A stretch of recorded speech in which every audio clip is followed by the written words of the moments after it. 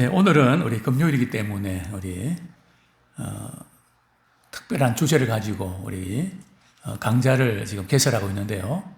한 4주에 걸쳐서 기후변화에 대한 신자의 입장이다 하는 주제를 가지고 이제 4주째 하게 되는데 오늘이 이제 마지막이 됩니다. 그래서 다음 주 금요일은 뭘 해야 되나 지금 고민이 많은데 하여튼 또 우리에게 유익한 그런 시간들, 주제를 가지고 우리 함께 은혜를 나누면 좋겠습니다.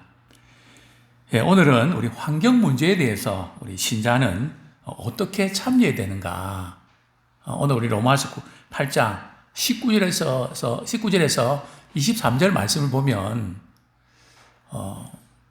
모든 피조물이 말이죠, 탄식을 하면서 예수님 다시 오실 것을 기다리고 있다는 겁니다. 우리 신자들뿐만 아니라 심지어 피조물들도 탄식하면서 주님이 오실 것을 기다리고 있다는 거죠. 그때가 이제 진정한 회복이 이루어지니까요. 또 오늘 본문에 보면 피조물이 허무한데 굴복하는 것은 이 세상의 모든 사람들과 또 심지어 동물과 식물까지도 허무한데 굴복한다. 참 인생이 왜 이렇게 허무한가. 참 저는 청소년 때 인생의 허무함을 참 깊이 느꼈던 것 같습니다. 모든 것을 포기하고 싶을 만큼. 그런데 우리뿐만 아니라 이 피조물까지도 허무한데 굴복하는데요. 그 허무한데 굴복하는 것은 그저 인생이 뭐 그렇게 생겨 먹어서 그런 걸까요?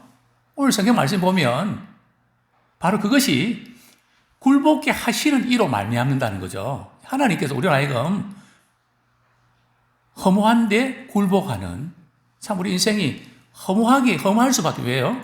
하나님을 떠나면. 그래서 우리 인생이 허무하게 만든 것은 말이죠, 다른 게 아니고 영원하신 하나님을 찾으라는 겁니다. 늘 우리 아쉽죠? 나이가 들면 들수록 참 많이 아쉬움을 느낍니다. 이 아쉬움의 정체는 뭘까? 전도서에 보면 바로 영혼을 사모하는 마음과 연결되어 있습니다. 그래서 이 피조물이 탄식하고, 저는 이제 이 로마서 8장 18절부터 26절까지 말씀을 중심으로 해서 말이죠, 이제 설교 제목을 세 가지 탄식. 첫 번째는 피조물의 탄식, 두 번째는 성도들의 탄식, 세 번째는 성령의 탄식. 그래서 3탄, 그죠? 세 가지 탄식. 참 설교를 참 이렇게 하고 싶은 마음을 늘 갖고 나는데요. 자, 어쨌든 오늘은 조금 구체적인 실천적인 면을 좀 다루려고 합니다. 우리 신자는 이 환경 문제에 대해서 어떻게 참여되는가. 자, 우리 교환을 중심으로 함께 도전받기 원합니다. 자연보호운동이니 국토 대청소, 쓰레기 분리수거, 음식 쓰레기 분리배출 등 환경보호를 위한 불편 감수 운동이나 재난의 충격 속에 터전을 잃어버린 이웃을 향해 긴급 구호 활동 같은 현실 참여에서도 솔선수범하여 적극 참여 선도해야 합니다. 지금 가만히 이렇게 교환을 준비하면서 느끼는 것은 말이죠, 제가 대학 시절에 모시고 있던 우리 교수님이 네덜란드에서 학위를 받아 오셨거든요. 그 이제 개인주택인데 쓰레기통에 이렇게 음식물을 버리지 않고 땅에다가 묻더라고요. 그러니까 아무래도 이제 쓰레기가 별로 안 나오죠. 우리 교수님이 왜 그렇게 하실까? 그러니까 아마 미리 이런 환경 문제에 대해서 아마 서구는 이런 쪽에 워낙 또 먼저 앞서 있으니까요.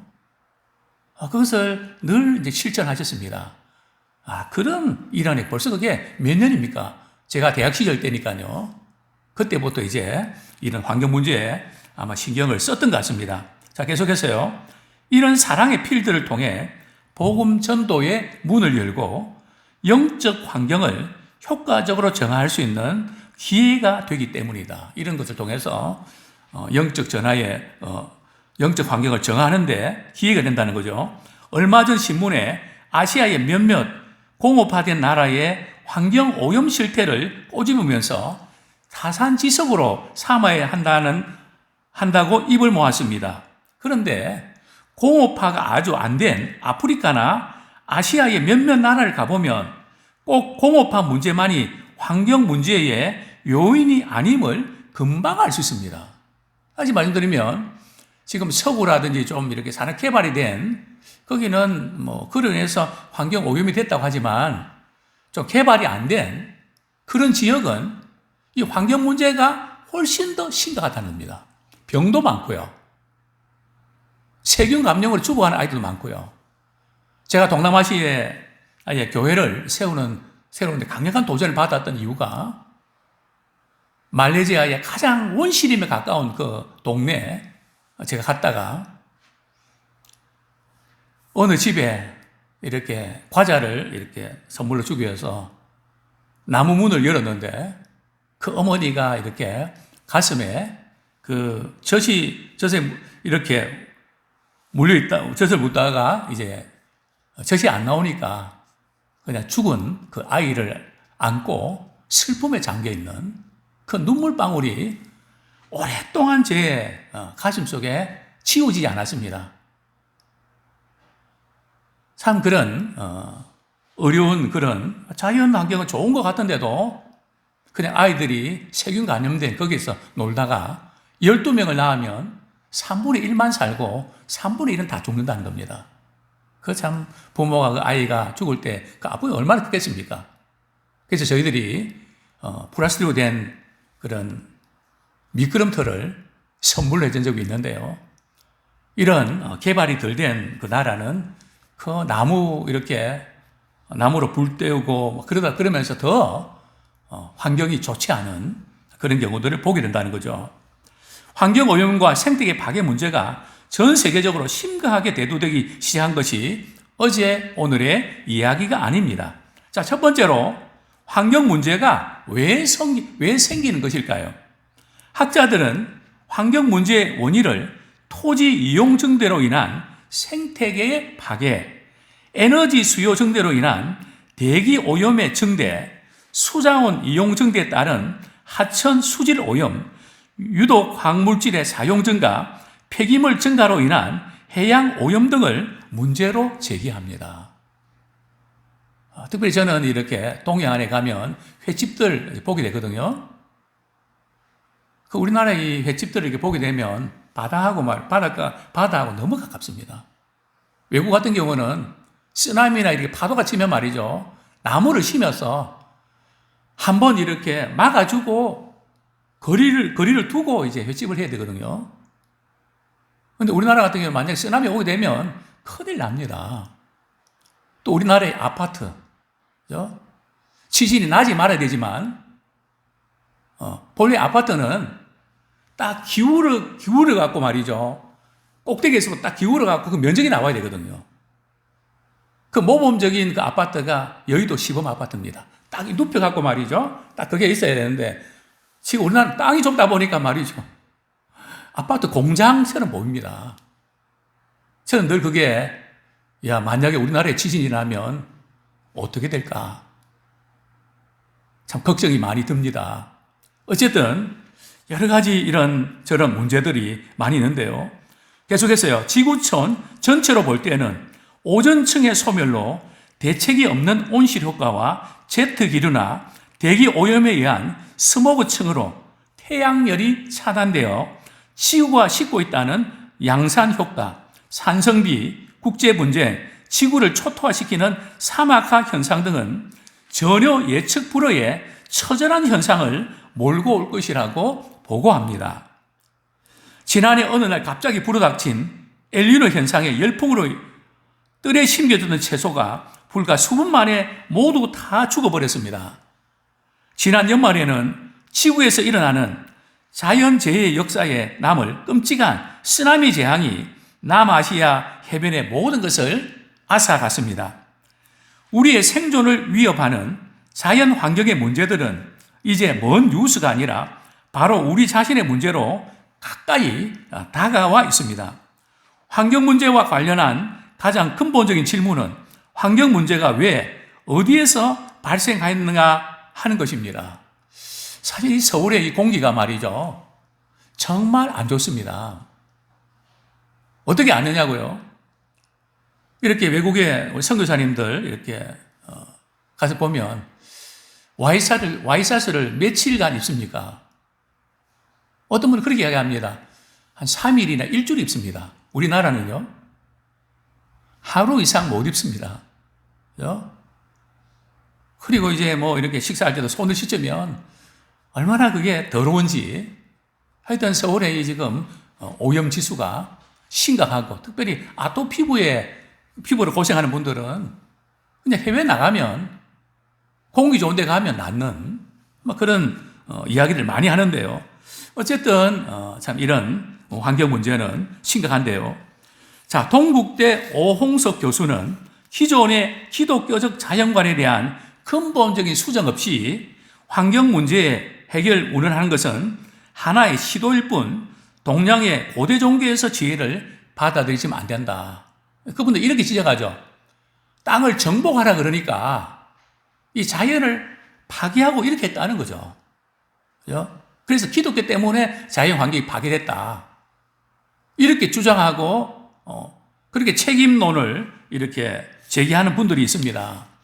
자, 그런데 그러면 동양의 자연 환경은 괜찮은 건가요? 중국은 괜찮은 건가요? 그렇진 않습니다. 그렇다면 동양 사상이 환경 문제에 대안이 될 수 있을까요?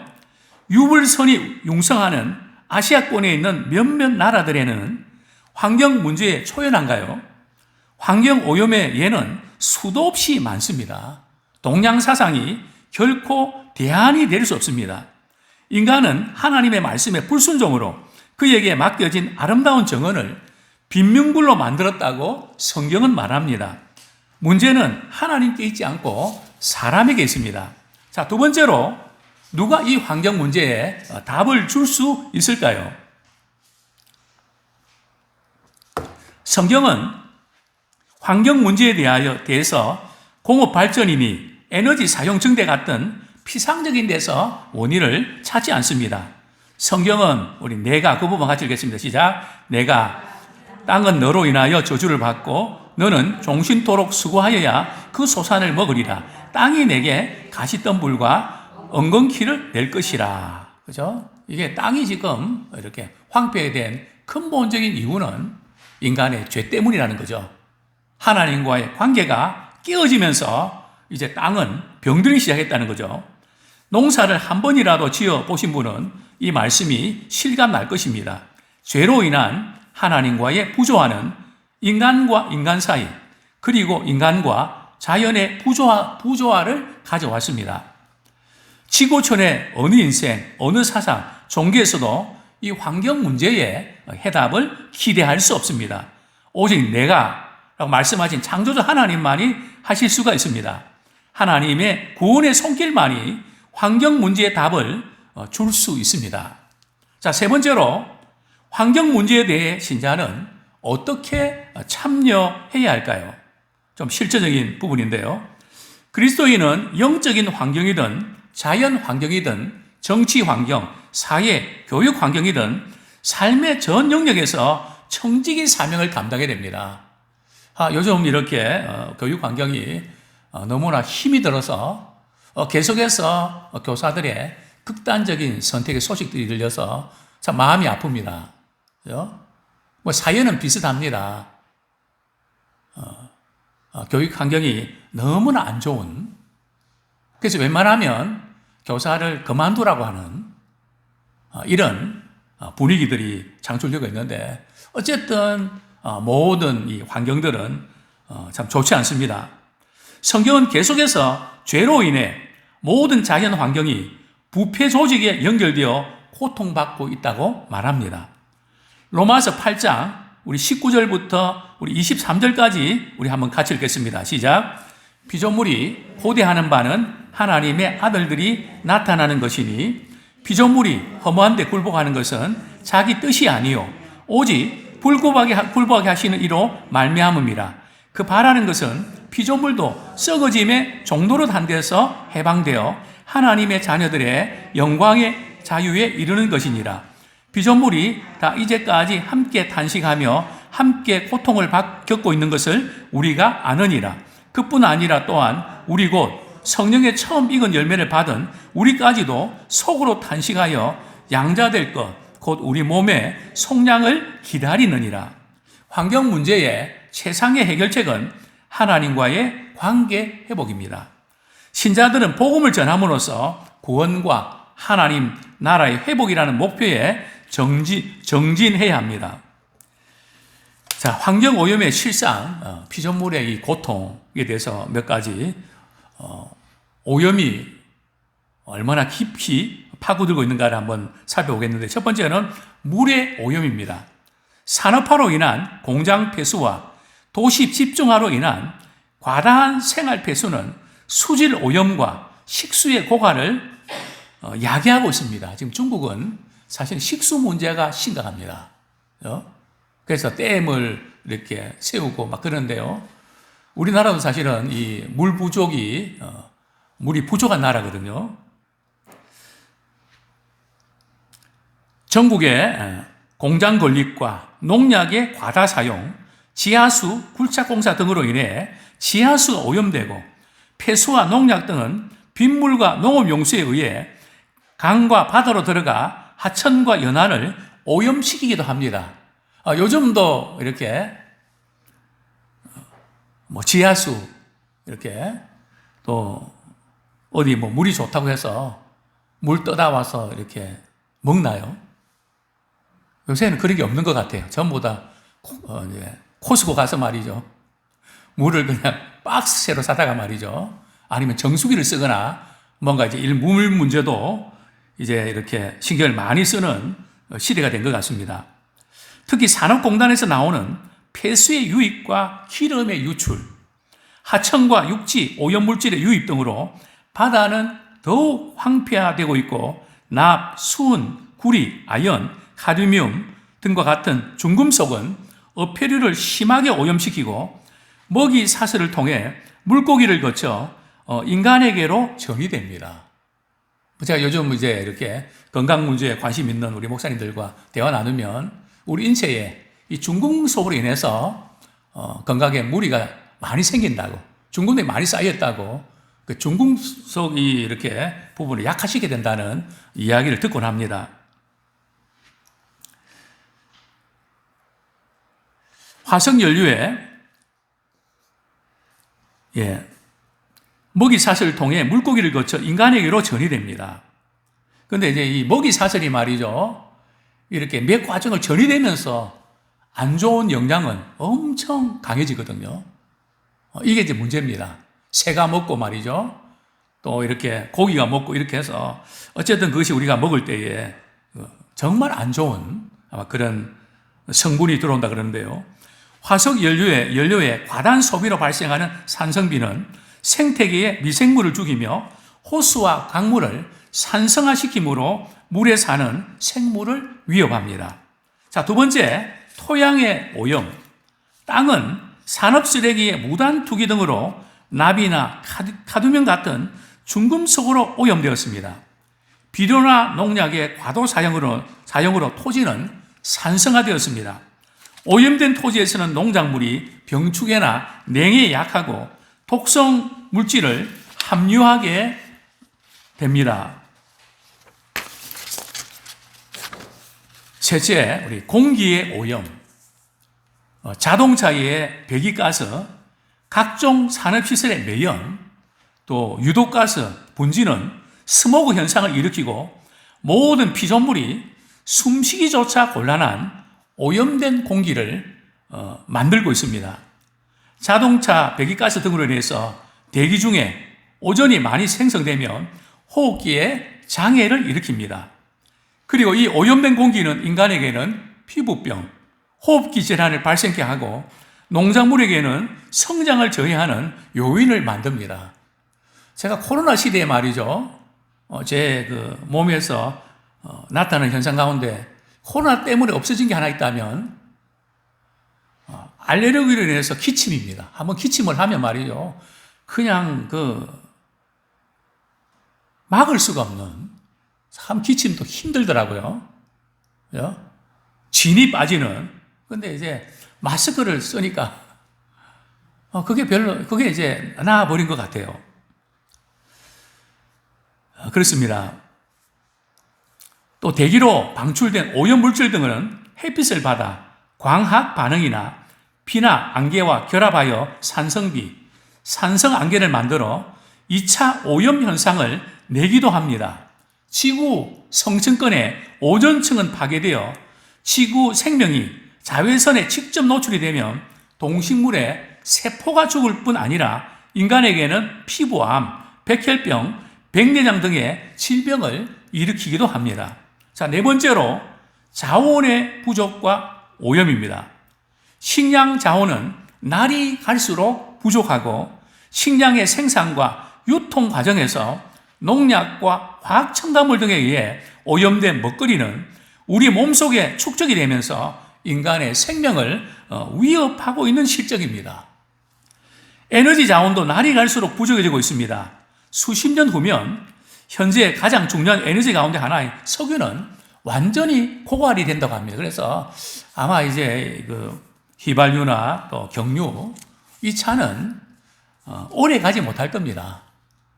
많은 분들이 이제 전기차로 바뀌고, 또 우리나라는 수소, 지금 수소 이게 개발되면 우리나라가 아마 1위로 달릴 수 있는 여러 가지 이렇게 조건들이 좋다는 이야기 듣는데요.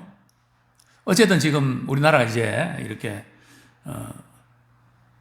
기름, 이 부분은 오래 못 갑니다. 벌써 기름 비축량 자체도 그렇고 전체 이제 이렇게 세계에서 이제 탄소 이렇게 줄이기 때문에, 그렇지 않으면 벌금을 많이 무니까 쉽지 않은 그런 시점에 놓인 건 사실인 것 같습니다. 자, 다섯 번째, 쓰레기 문제. 가정과 공장에서 나오는 생활 쓰레기와 산업 쓰레기들이 산이나 강을 오염시킵니다. 산업화로 인해 사람들의 경제적 생활은 점점 풍요로워지고 그만큼 소비가 늘어나고 합성 수지와 같이 자연 상태에서 분해되지 않는 쓰레기가 급격히 늘어나게 되었습니다. 현재 매립장으로 가서 쌓이는 쓰레기로 인해 땅은 오염되고 또 침출수에 의해 지하수와 강물도 오염이 되고 대기 중에 오염된 기체를 방출함으로써 공기도 오염이 되는데, 특히 소각되는 비닐류에서 발생이 되기도 하는 다이옥신이라는 맹독성 기체는 큰 문제가 되고 있습니다. 벌어지는 쓰레기 가운데는 다시 재활용할 수 있는 자원이 있음에도 불구하고 분리 처리하지 않음으로 인해서 생기는 자원의 낭비 또한 엄청납니다. 그래서 우리는 이 분리수거하는 것을 우리 기독교인들은 정말 이렇게 잘 하는 것 역시 우리가 환경 문제에서 우리 참여하는 또 귀한 부분이 아닌가 생각이 됩니다. 여섯 번째, 이상기후의 유발입니다. 공기 중에 탄산가스의 양이 늘어나면서 지구가 점점 더워지는 현상인 지구온난화로 인해서 해수면 상승으로 섬과 해안의 저지대가 물에 잠기고, 이 부분은 조금 검토가 필요한데요. 어쨌든 이런 현상들이 어느 정도 일어나는 것 같습니다. 농경지가 감소하며 이상기후를 유발하기도 합니다. 지구온난화로 인해 발생되는 엘니노 현상은 홍수, 폭풍, 가뭄, 폭서, 혹한 이상난동 등을 유발합니다. 또한 최근 기후의 변화로 인해 지구의 사막화는 빠른 속도로 진행되고 있는 실정입니다. 이전에 이제 옷 가게는 말이죠, 우리나라에서 그냥 봄, 여름, 가을, 겨울 해서 사철 이제 옷을 팔았는데, 지금은 계절이 사계절이 아니고요, 그저 두 계절이 온 것 같습니다. 물론 계절은 있지만 금방 지나가 버리고 좀 이전과는 다른 현상이 나타나고 있습니다. 자, 일곱째, 생물 종이 감소되고 있는데요.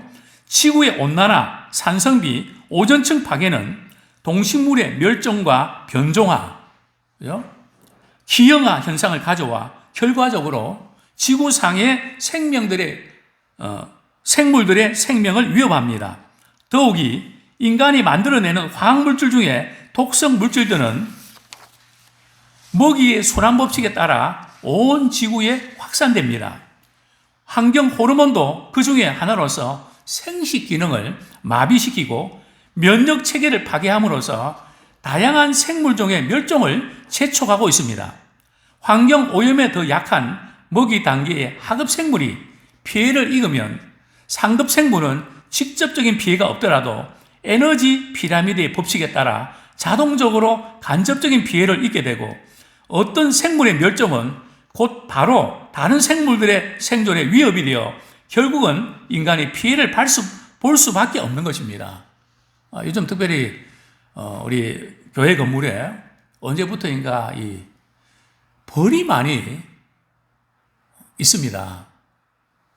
하여튼 저는 이제 벌을 살려두려고, 왜냐하면 벌이 멸종되면 말이죠, 한 4년 후면 인류는 종말이 온다고 하는 그런 어떤 생태계의 그런 진단이 있습니다. 그래서 이 벌이 이렇게 오면, 별이 이렇게 멸종되면, 또 하나는 말이죠, 닭이 멸종되면 지구에 종말이 온다. 그 이유는 잘 모르겠습니다. 어쨌든 뭐 이유가 있겠죠. 이런 생태계의 변화에 따라서 문제가 발생한다는 거죠. 오늘날 지구상에는 약 3천만 종의 생물종이 있는 것으로 추산되는 가운데 1년에 1만에서 2만 종이 멸종되고 있는 실정입니다. 자, 이제 조금 이렇게 실질적인 부분들 좀 정리해 봤는데요. 환경 보존 지침. 자, 우리 1 하면 우리 같이 읽겠습니다. 시작. 1. 2. 3. 4.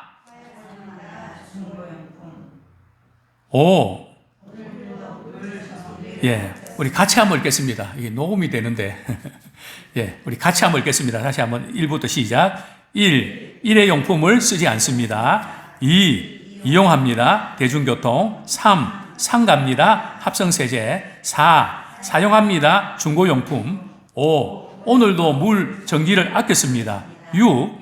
육식을 줄이고 음식을 절제합니다. 7. 7일째는 하나님도 씻었습니다.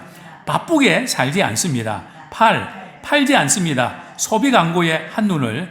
9. 구합니다. 작고 단순하고 불편한 거.